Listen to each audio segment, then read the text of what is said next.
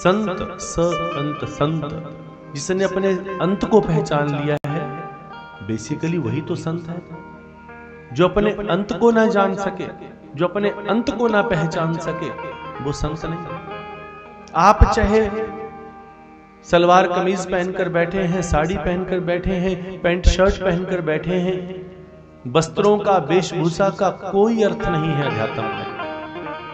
अध्यात्म में वेशभूषा का कोई अर्थ नहीं है। संत वेशभूषा से या बाह्य हमारी किसी श्रृंगार से नहीं बनता। संत वो है जिसने अपने अंत को पहचान लिया, और अपने अंत को पहचानने का अर्थ यह है कि आखिरी सांस हमारी कब है।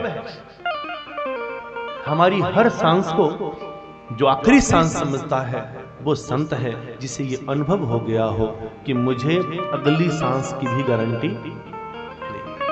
आपने देखा होगा कितने बड़े से बड़े प्लेयर खेलते खेलते एक सेकंड में चले गए।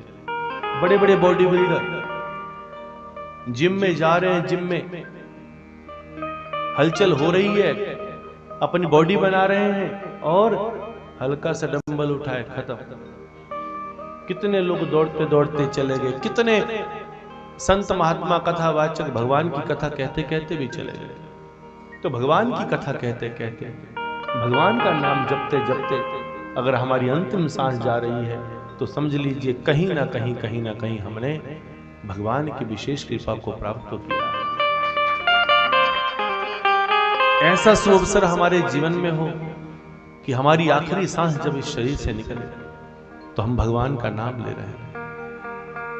ऐसा नहीं है कि आप कथा कर रहे हैं तब जाएं तो ही वो विशेष हो गया। अब आप कथा नहीं करते, आप कथा सुनते हैं, तो आप कथा सुनते सुनते, अच्छा पंडाल में ही कोई गया तो ही विशेष, ऐसा भी नहीं।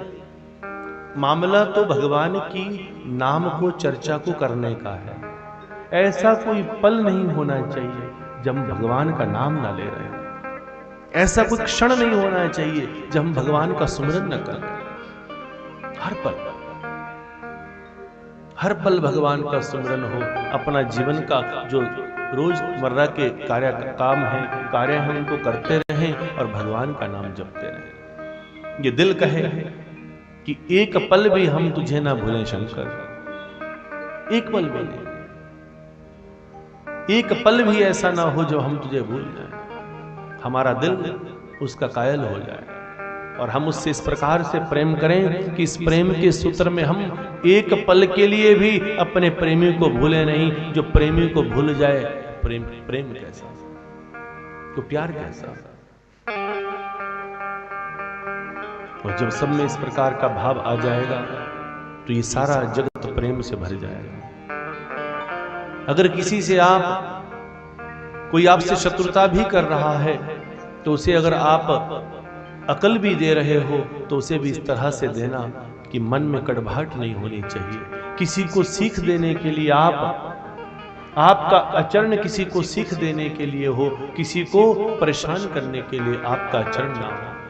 अगर आपसे कोई गलत भी कर रहा है तो भी आपके मन में ऐसा हो कि वो गलत कर रहा है, पर हम तब तक गलत ना करें जब तक, कहते हैं ना, पानी सिर से ऊपर ना हो।